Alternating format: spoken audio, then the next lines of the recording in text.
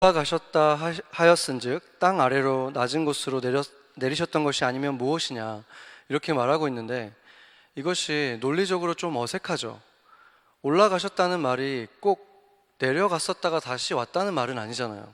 그냥 여기 있다가 더 높은 곳으로 올라가셨다, 이렇게 할 수도 있기 때문에 왜 이렇게 말했는지 궁금해집니다.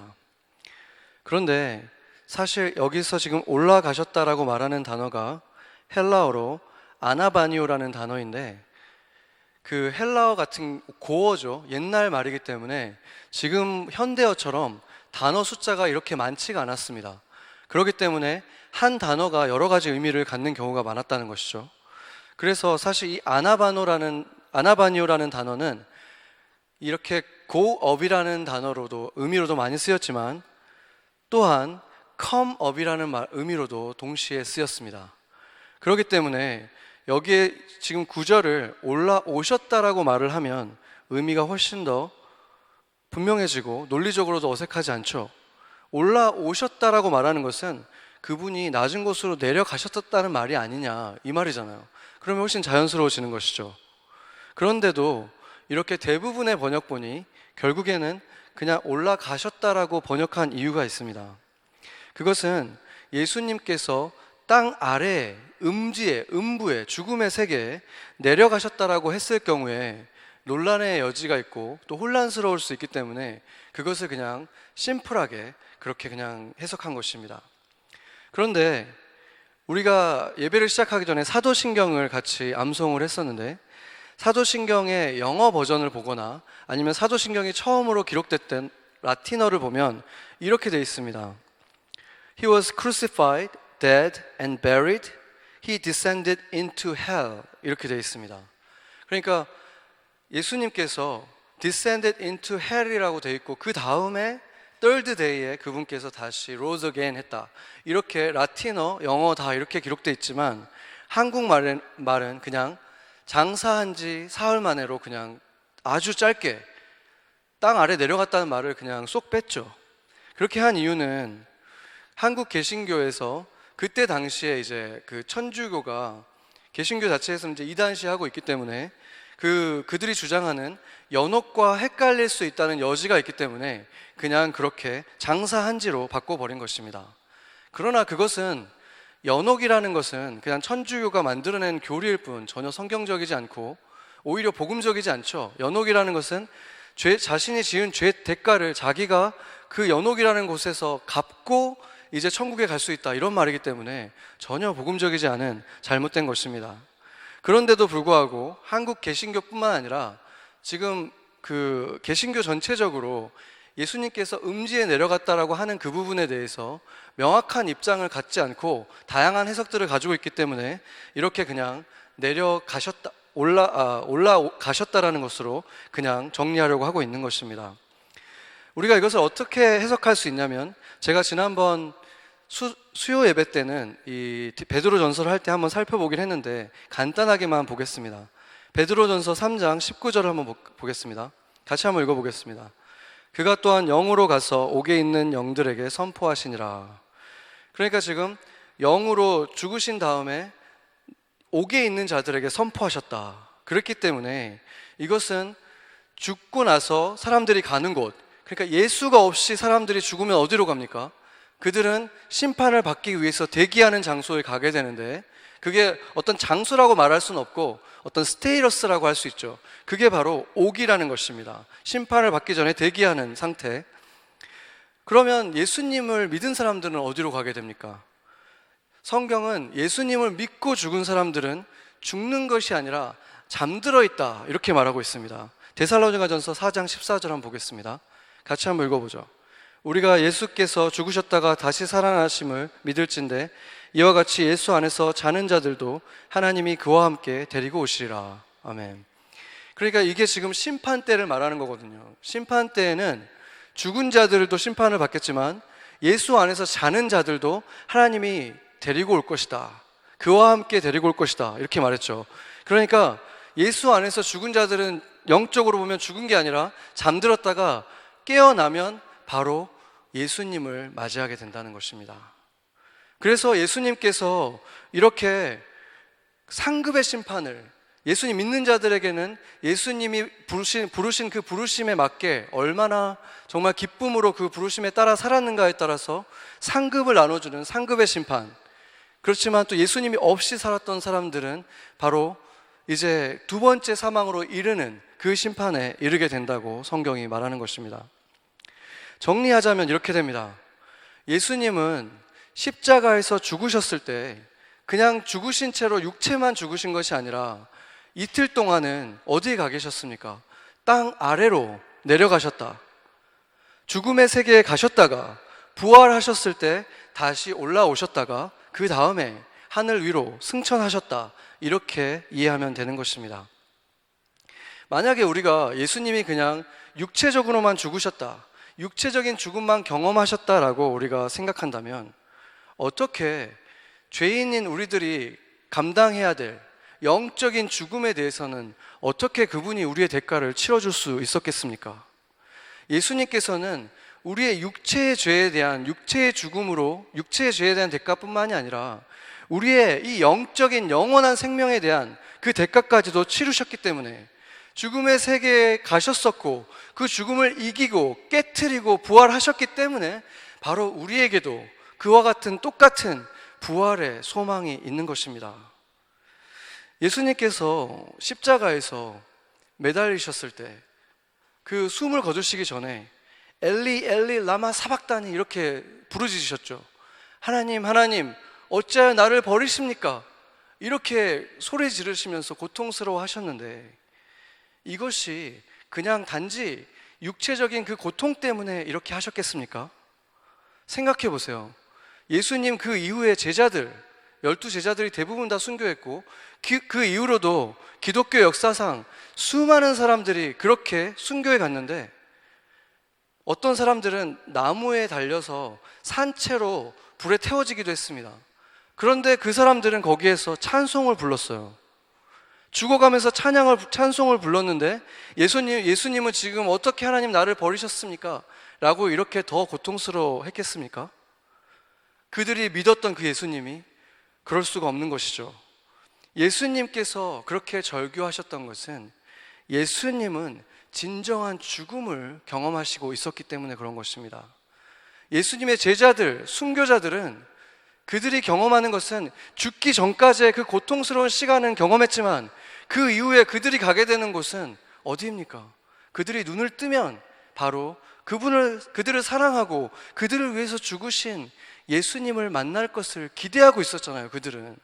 그들은 기쁨의 소망의 기대감 가지고 그 죽음의 길을 갈 수 있었지만 예수님이 가게 되는 곳은 바로 그들을 대신해서 가신 곳, 하나님의 사랑과 빛이 조금도 없는 그 죽음의 세계에 내려가셔야 했기 때문에 주님께서 그렇게 부르짖으신 것입니다. 그렇기 때문에 그분이 그곳에 우리를 대신해서 가셨기 때문에 우리가 그곳에 갈 필요가 없어졌고, 그렇기 때문에 우리는 그것에 대해서 두려워할 필요가 없어졌다는 것입니다. 우리는 죽음을 두려워할 필요가 없는 사람들이 된 것입니다. 바로 주님께서 우리가 당해야 할 그 모든 죽음을 당하셨기 때문인 것입니다. 그것을 믿으십니까? 그래서 우리는 죽음을 두려워하지 않는 그 소망이 우리 안에 있는 것입니다.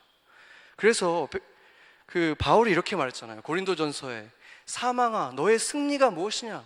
너가 쏘는 것이 무엇이냐? 나는 사망 따위는 두렵지 않다. 바울이 이렇게 고백할 수 있는 이유가 바로 우리가 당했어야 하는 그 사망을 예수님께서 당해주셨기 때문인 것입니다.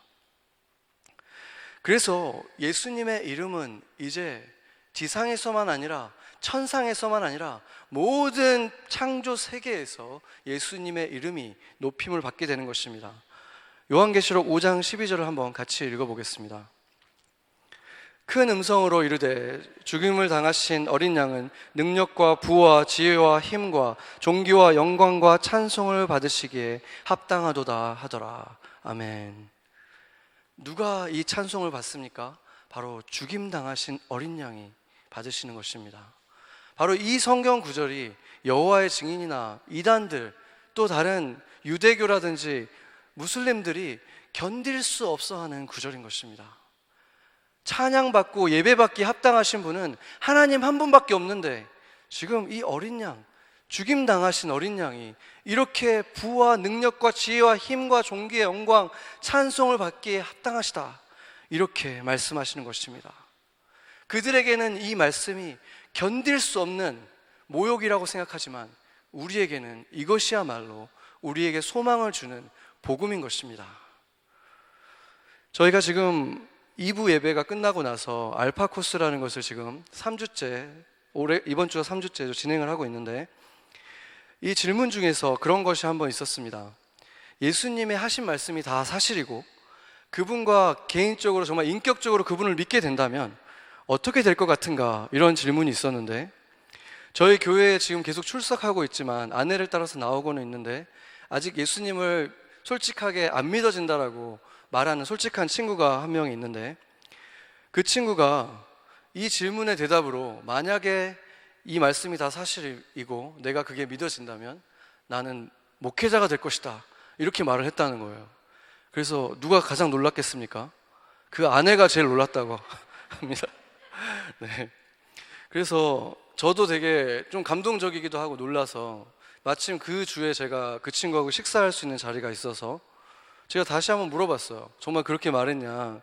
그랬더니 그 친구가 저한테 놀라운 말을 해줬는데, 자기가 지난 10여 년간 저랑 이제 알아왔죠. 이제 저를 이제 저스틴이라고 부르는데, 이제 제 삶을 보면서, 제가 삶에 선택하는 걸 보면서 여러 번 놀랐고, 그래서 결국 그 친구가 다른 건 몰라도 100% 자기가 확신하는 것 하나가 있는데, 그것은 적어도 저스틴은 이 모든 것을 진실로 믿고 있구나 하는 것이었답니다.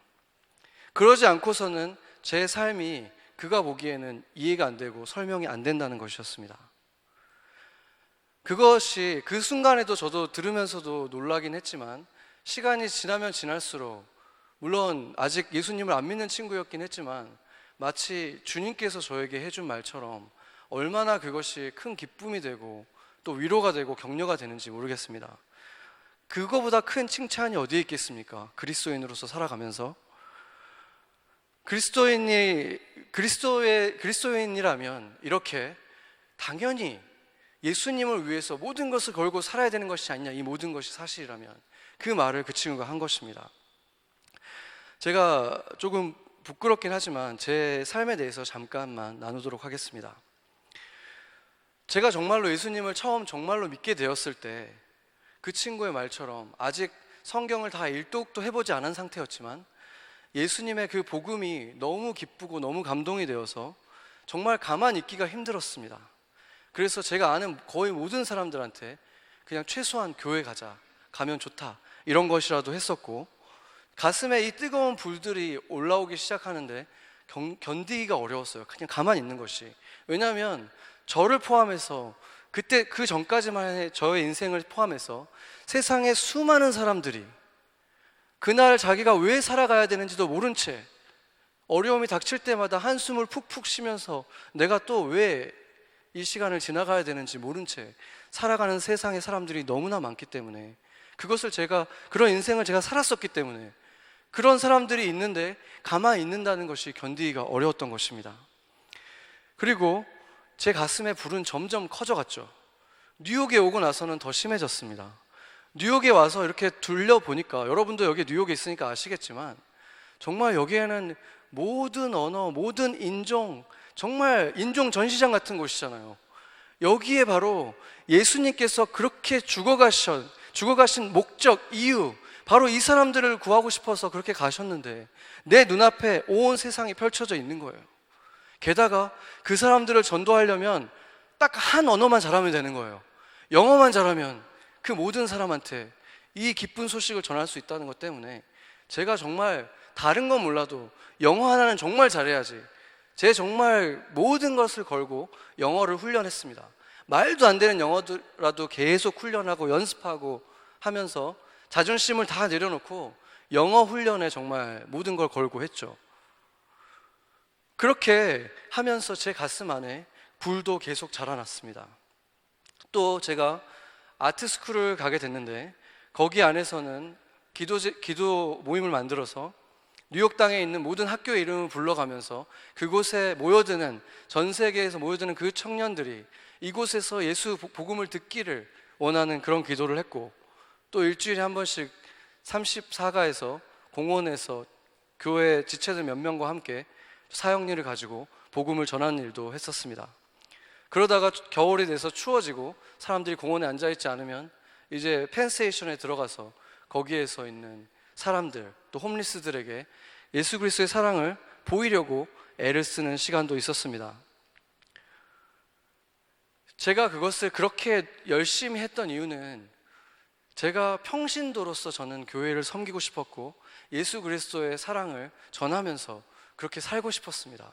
왜냐하면 저는 모태신앙도 아니고 정말 세상 속에서 거의 근 30년을 살았기 때문에 너무나 방탕한 삶도 살았고 부끄러운 일들을 너무 많이 했기 때문에 나 같은 사람은 절대로 평신도로 있어야지 사역자가 되는 것은 안 된다라고 생각했기 때문에 그렇게 그냥 평신도로서 이 가슴에 있는 불을 가지고 이것을 해소하면서 살기 위해서 그렇게 했던 것입니다.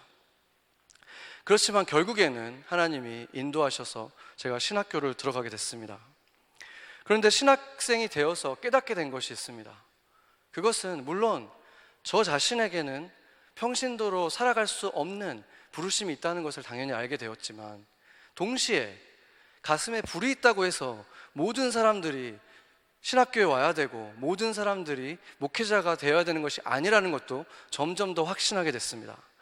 왜냐하면 그렇게 되면 세상의 삶의 터전 속에 있는 사람들, 학교에 있고 직장에 있고 교회와 너무 멀리 있는 그 사람들에게는 누가 가서 이 복된 소식을 전해주겠습니까? 그렇기 때문에 사람들마다 부르심이 있는 것이고 하나님이 은사를 나눠주시겠구나, 그것 중에 그냥 나에게 필요한 것은 이렇게 교회를 섬기고 이끄는 것이구나 라는 것을 깨달은 것입니다. 오늘 본문은 사실상 교회에 부어주시는 이러한 다양한 은사에 대해서 말하고 있습니다. 한번 11절 12절을 한번 보겠습니다.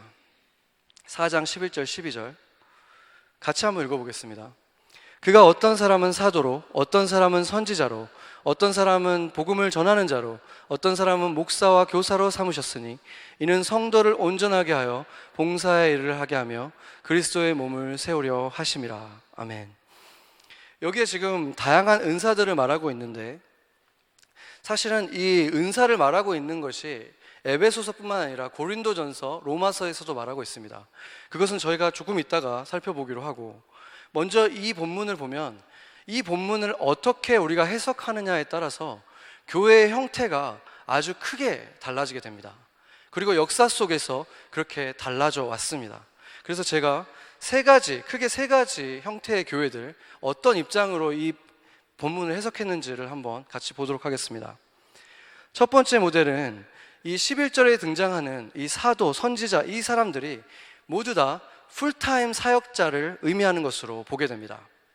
그래서 이게 가장 전통적인 교회들의 모습이죠. 카톨릭이라든지 그 다음에 그 이외 주류 교회들이 바로 이 입장을 가지고 있는데, 그래서 사역자들이 이 교회를 이끌어 나가는 그런 형태로 되어 있습니다. 그래서 12절에 교회를 그리스도의 몸을 세우려 하심이다 이렇게 했을 때 그리스도의 몸을 세우는 주체가 바로 이 사역자들이 되는 것입니다. 그래서 그러면 성도들은 무엇을 하는 거냐? 그래서 여기서 성도들이 온전하게 한다, 이 온전하게 한다는 뜻이 그 헬라어로 보면은 카타르티스모라는 단어인데 이 단어가 몇 가지 뜻이 있는데 원래 가장 기본적인 뜻은 온전하게가 맞습니다. 왜냐하면 이것의 그 뿌리가 되는 단어가 뼈 같은 게 다치고 했을 때 다시 회복되는 것을 서서부터 그 의미가 나왔기 때문에 그런 의미지만 결국에는 여기에서 이제 파생되는 의미들 중에서 영어 성경들이 가장 많이 사용하는 것은 equip이라 그래요. 그러니까 준비시키고 뭔가 일을 할 수 있도록 어떻게 훈련시키는 바로 그런 것을 의미하는 것이죠. 그래서 그런 뷰로 보게 되면은 성경 공부를 시킨다든지 제자 훈련을 시킨다든지 이런 훈련을 시켜서 이 사람들이 교회를 특별히 섬긴다기보다는 세상 속에서 세상의 일터에서 사회를 위해서 봉사하는 자들로 성도들을 온전하게 한다, 그렇게 보는 것입니다. 그리고 정반대 해석이라고 볼 수 있는 두 번째 해석은 11절에 등장하는 그 모든 사람들, 그 여러 가지 은사들이 모든 성도들에게 나눠주는 거라고 보는 관점입니다. 그래서 성도들에게 이런 사도적인 은사를 가진 사람, 뭐 선지자적인 은사, 복음 전하는 자, 이렇게 은사들이 성도들에게 다 나눠준다, 이렇게 보는 거예요. 그래서 12절에 그리스도의 몸을 세우는 사람이 누구냐면 사역자들이 아니라 바로 성도들인 거예요. 그래서 예수 그리스도께서 성도들을 이렇게 온전하게 해가는 걸 통해서 사역자가 필요 없이 성도들 스스로가 그리스도의 몸을 세우는 것, 바로 그런 것이 뭐 지방교회라든지 아니면은 그 하우스 철치라든지 이런 곳들이 바로 이런 입장을 가지고 있는 것입니다. 그래서 첫 번째 해석은 성도들이 이렇게 성실하게 사회에서 봉사해야 된다. 그러니까 그 세상에서 빛과 소금의 역할을 감당해야 된다, 이런 것을 강조하고 있다는 점은 너무 좋지만 현실은 어떻게 됩니까? 실상은 어떻게 되냐면 대부분 다 사역자들이 대부분의 일을 하는 거예요, 교회 안에서. 그러다 보면 성도들은 그냥 헌금만 내고 뒷짐지고 앉아서 그냥 관람만 하는 관람객으로 점점 전락하는 일들이 이런 교회에서 일어나는 것을 보게 됩니다. 다 그렇다는 것이 아니라 과연 그 교회가 올바른 모델을 가지고 있는가, 제대로 되고 있는가를 판단하려면 그 교회를 바라볼 때 그 교회에 오랫동안 다니는 사람들이 점점 뒷짐지는 사람이 돼가는가, 영적인 젖먹이가 돼가는가, 아니면 영적인 거인들이 돼가는가, 이걸 보면 그 교회가 가지고 있는 모델이 옳은가 옳지 않은가를 우리가 판단할 수 있는 것입니다. 이 두 번째 해석은 전임 사역자가 없이 평신도들이 모든 것들을 나눠서 하는 구조인데, 그런 교회의 최대의 장점은 당연히 모든 사람들이 어떤 오너십을 갖고 열심히 섬겨야 되는 그런 모델인 거죠. 그런데 보통 그러다 보면 그 교회의 규모는 거의 가정 정도 수준, 우리가 볼 때 순모임 정도로 유지되는 경우가 많죠. 그래서 장점은 뭐냐면 그런 모임은 굉장히 끈끈하죠. 서로에 대해서 굉장히 잘 알고 정말 젓가락이 어딘지 숟가락이 어딘지 알 정도로 굉장히 가족 같은 모습의 교회를 갖습니다. 그래서 우리가 보통 생각할 때 교회란 무엇이냐 생각하면 자연스럽게 첫 번째 모델들을 생각하지만, 사실상 성경의 모델에 나타나는 교회의 모습을 보면 이 두 번째 모습이 사실은 더 가깝죠.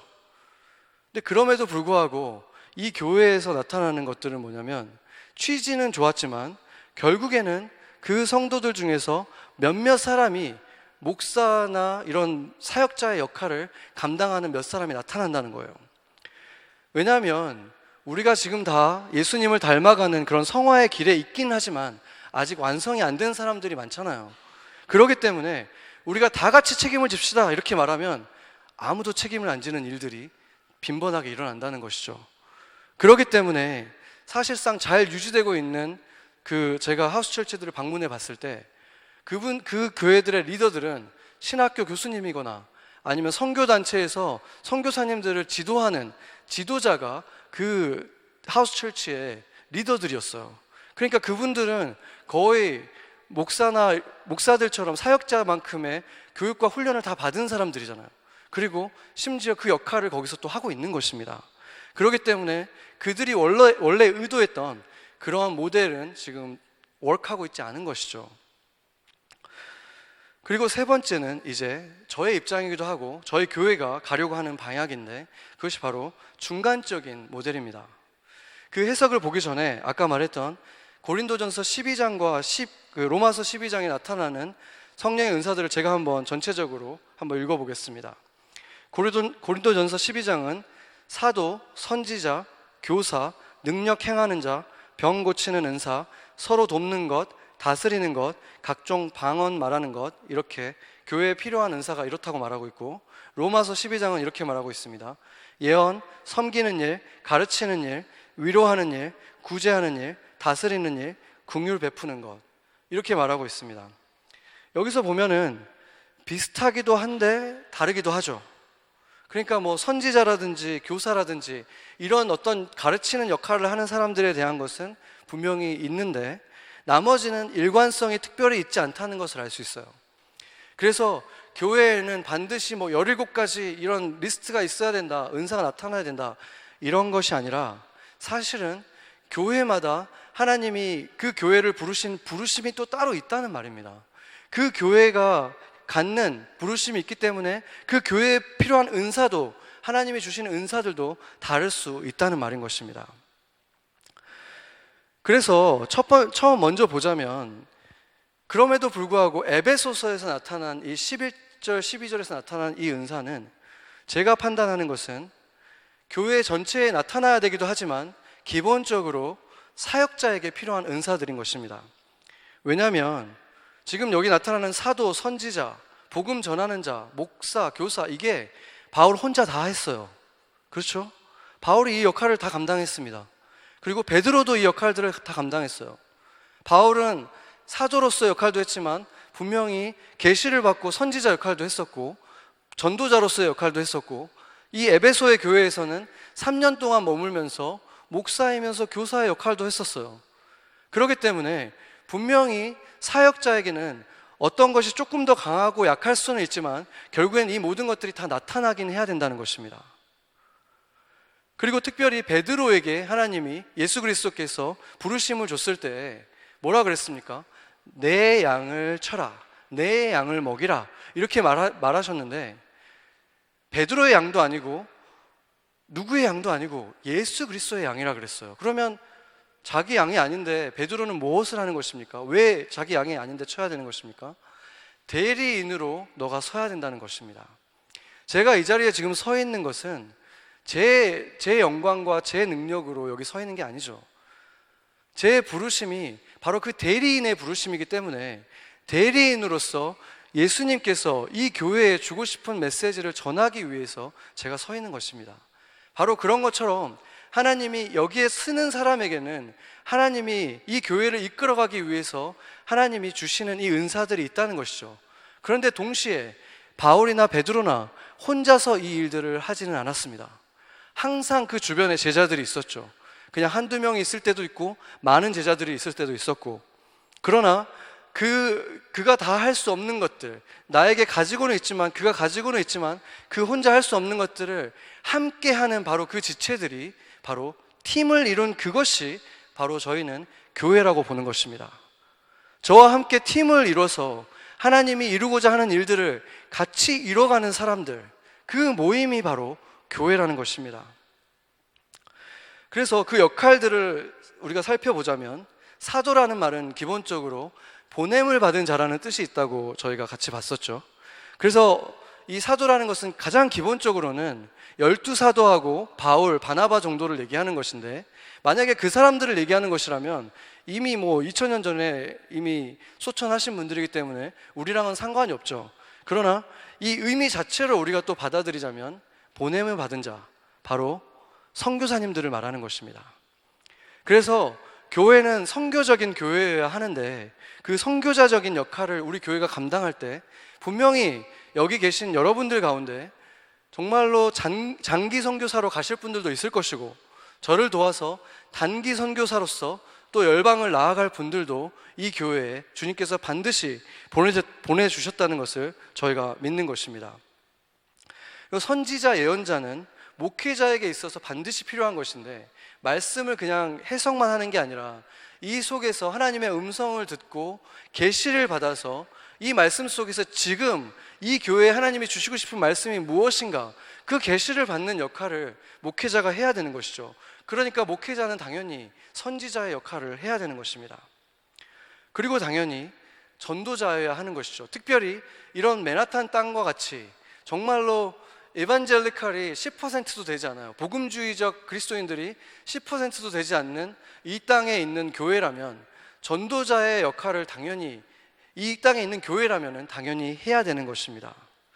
그리고 이제 목사와 교사라고 했는데, 목사라고 되어 있는 이 말이 제가 셰퍼드를 잘못 썼네요. 어쨌든 목사라는 말이 셰퍼드라고 되어 있는데, 이게 이제 그 목자를 말하는 거잖아요. 양을 치는 목자의 역할, 그것이 아까 말했던 베드로에게 주셨던 그것을 감당해야 되는 것이고, 선생님이라는 것도 그냥 어떤 수학 선생님 이런 걸 말하는 게 아니라 그 랍비를 말하는 거예요. 하나님의 말씀을 가르치는 것. 바로 그렇기 때문에 이 모든 것들이 저에게 있어야 되기도 하지만 여러분들 가운데 분명히 성경의 말씀을 저를 도와서 가르치고 또 양들을 치고 먹일 그 목자의 은사를 가지고 있는 분들이 여러분들 가운데 반드시 있을 것이고 그분들과 함께 이렇게 그리스도의 몸을 세워가는 것입니다. 그래서 제가 보는 뷰에서는 이 12절에 그리스도의 몸을 세우는 것은 바로 성도들이 하는 것이라고 보는 것입니다. 그래서 앞에 사도와 선지자 이것을 해석할 때는 마치 첫 번째 입장하고 비슷한 것 같아 보이지만 결국에 마지막에 그리스도의 몸을 세우는 것은 성도들과 저도 성도 중에 하나이기 때문에 같이 그리스도의 몸을 세우는 것이 바로 이 교회의 모델이라는 것입니다. 그것이 얼마나 큰 차이입니까? 저희 사역자들이 다 세우는 것이 아니라 여러분이 저와 함께 같이 교회를 세워간다는 것입니다. 그래서 저는 여러분 가운데 분명히 저를 도와서 이 교회에 필요한 사역들, 제가 지금 말하지 않았던 사역들 가운데에서도 주님이 이 교회에게 원하는 사역이 있다면 그 사역을 저와 함께 할 수 있도록 도울 분들이 반드시 있을 거라는 것을 믿습니다. 그래서 저의 역할은 여러분들이 가지고 있는 그 은사를 같이 발견하도록 돕는 것이고 그것이 온전해질 때까지 컴플릿되고 퍼펙트해지도록 함께 격려하고 또 도전하면서 같이 나아가는 것입니다. 그리고 또 교회를 세우는 데 있어서 아까 교회에서만 봉사하는 것이 아니라 또한 세상에서 봉사할 수 있는 은사를 가진 분들이 여러분 가운데 있을 수 있습니다. 어떤 말이냐면 예를 들어서 여러분 가운데 의사하고 수술을 매일 저녁 9시 반까지 해야 되는 사람들이 있다면 어떻게 제가 그분에게 교회 일 좀 주중에 와서 좀 해주세요라는 말을 할 수가 있겠습니까? 그렇게 매일 저녁에 그렇게 파김치가 되는 사람에게 그럴 수 없는 것이죠.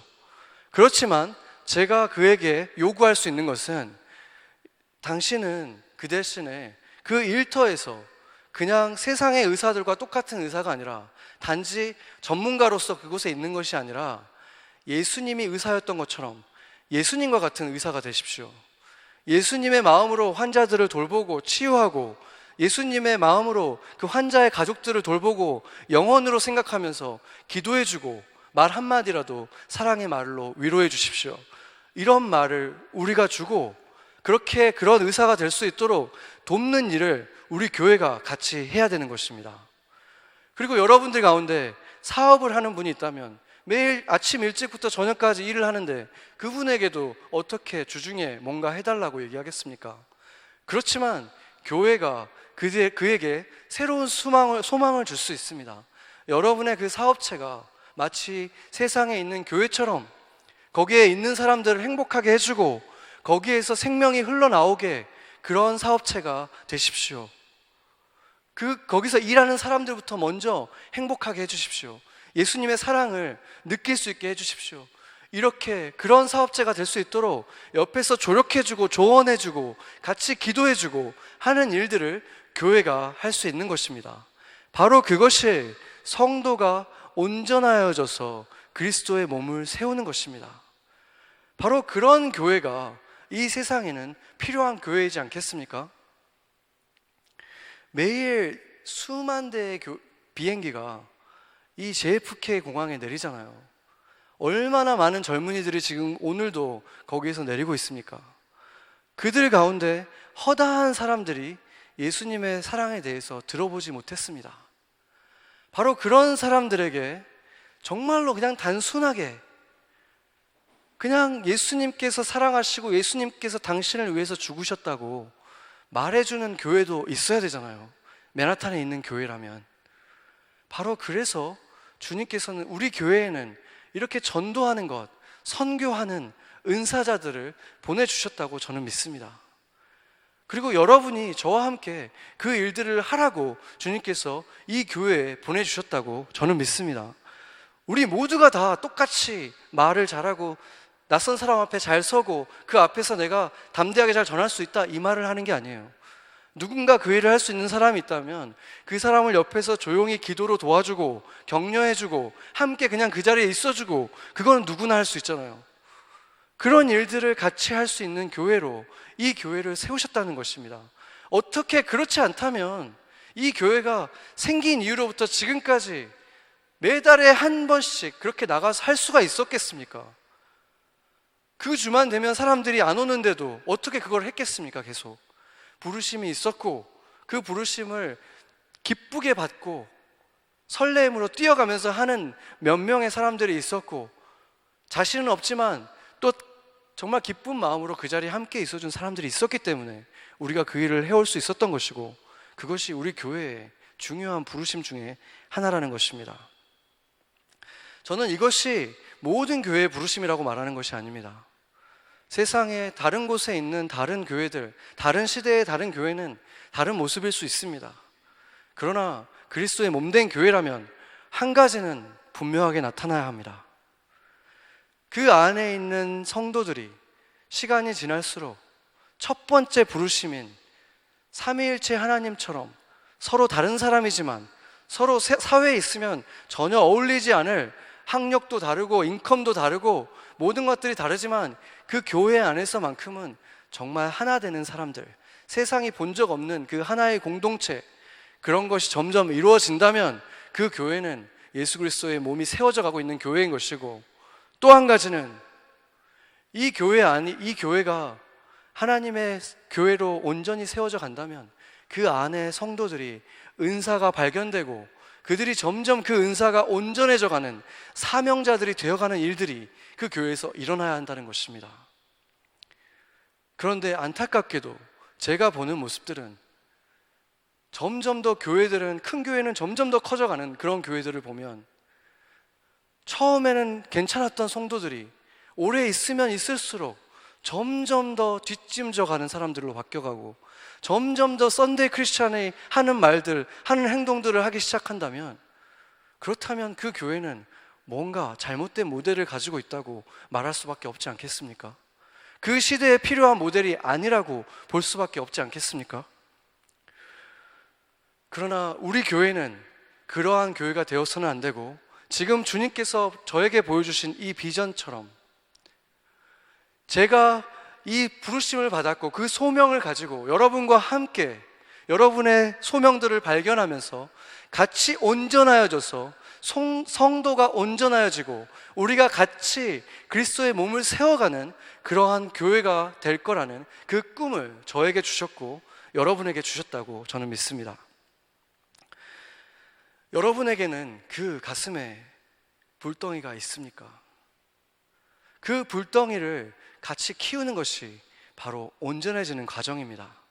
그것이 식어지도록 놔두지 말고, 나에게는 교회에 드리기 위한 은사가 무엇인가? 아니면 교회에서 내가 더 온전해져서 세상에서 내가 주어야 되는 은사는 무엇인가? 이것을 저와 함께 같이 발견하고 같이 기도하고 훈련하고 같이 그것으로 인해서 정말 주님께서 원하시는 교회의 모습인 세상 속에서 세상을 충만하게 하고 온전하게 하는 그러한 그리스도의 교회가 되는 것입니다. 제가 한국에서 처음 예수님을 믿고 다녔던 교회도 청년들이 굉장히 많았던, 대학생들이 많았던 그런 교회였습니다. 거기에서 저는 완전히 초신자였을 때 정말 그냥 얼떨결에 제주도 단기 선교를 갔던 적이 있었습니다.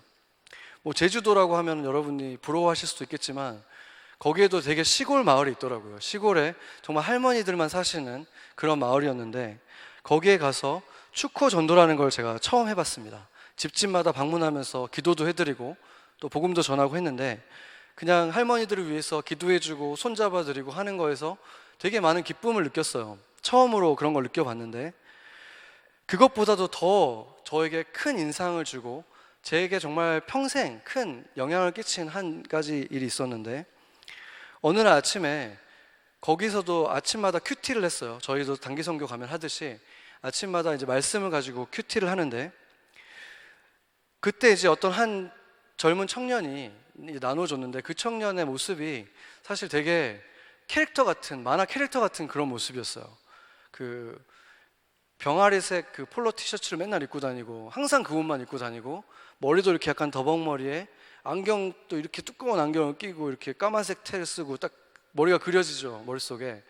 그래서 맨날 이렇게 사투리도 되게 심하고 이래가지고 얘는 도대체 뭐야, 이렇게 좀 이런 느낌이 드는 약간 맹해 보이는 이런 친구였어요.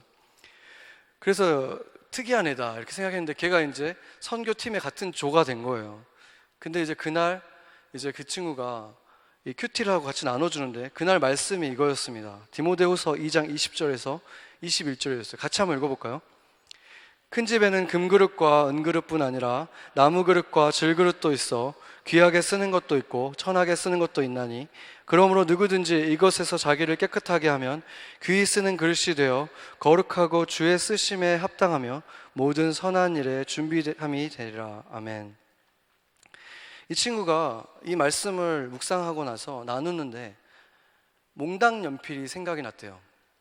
자기가 가지고 있는 그 필통 주머니 있잖아요. 그 안에는 몽당 연필이 있는데 되게 오래 써가지고 너무 짧고 그런데도 불구하고 자기 손에 익어가지고 제일 자주 쓰는 게 그 몽당 연필이래요. 그래서 자기는 그리고 자기를 또 닮기도 했고 시골 출신에서 항상 실수도 되게 많이 하고 그래가지고 아무도 기대를 안 했는데 이 친구가 그래도 정말 하나님의 은혜로 또 서울에 있는 좋은 학교도 갔고 그래서 자기는 하나님이 너무 그냥 좋아서 대단한 사람이 되고 싶지 않대요. 전혀. 그냥 이 몽당 연필처럼 하나님 손에 익숙하고 정말 쉽게 빼서 쓰시는 그냥 그런 사람 되고 싶다는 말을 하는 거예요. 근데 저는 그때 너무나 큰 충격을 받았어요. 저는 물론 그 전까지 오랫동안 예수님을 몰랐기 때문에 더 그랬겠지만 저는 그때까지만 해도 정말 인생 사는 거 좀 멋있게 살고 싶고 좀 폼나게 살고 싶고 좀 대단한 사람도 좀 되고 싶고 그렇게 생각하면서 살았었는데 어떻게 대학생인 이 젊은 친구가 이런 말을 할 수 있나. 그것이 저한테는 너무나 큰 놀라움이었어요. 그래서 제 머릿속에 그게 남아서 오랫동안 계속 그 생각이 났는데 그로부터 이제 시간이 많이 흘러서 제가 뉴욕에 있는 동안에 저한테 제가 신학교에 있을 때 그런 똑같은 고백을 하게 됐습니다.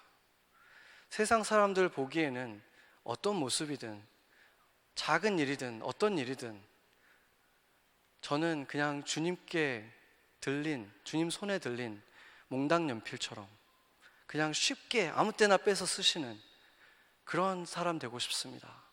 저도 그런 고백을 드렸습니다. 세상에 있는 교회들 가운데에서 대단한 교회들도 있겠죠.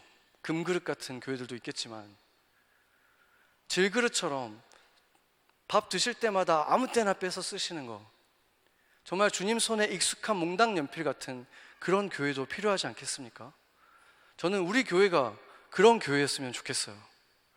세상 사람들이 보기에 대단해 보이는 교회가 아니라 세상 사람들이 보기에는 별거 아닌 것 같아 보여도 하나님이 보시기에는 하나님 눈에는 어떠한 위대한 교회들보다도 너무나 존귀하고 귀한 아무 때나 뺏어 쓰고 싶은 그분 손에 가장 익숙한 몽당 연필 같은 그런 교회였으면 좋겠습니다.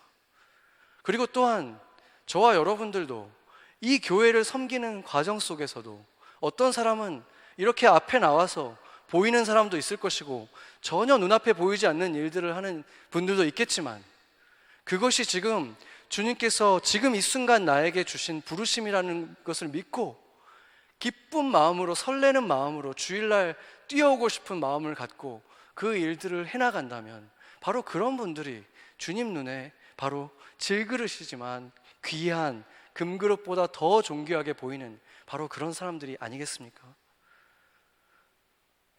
저와 여러분이 함께 바로 그러한 교회를 만들어가고 몽당 연필이 되기로 자원을 한다면 이 교회는 세상이 본 적 없는 기적과 같은 교회, 하나님이 가장 즐겨 쓰시는 몽당 연필과 같은 교회 될 것입니다. 같이 기도하시겠습니다.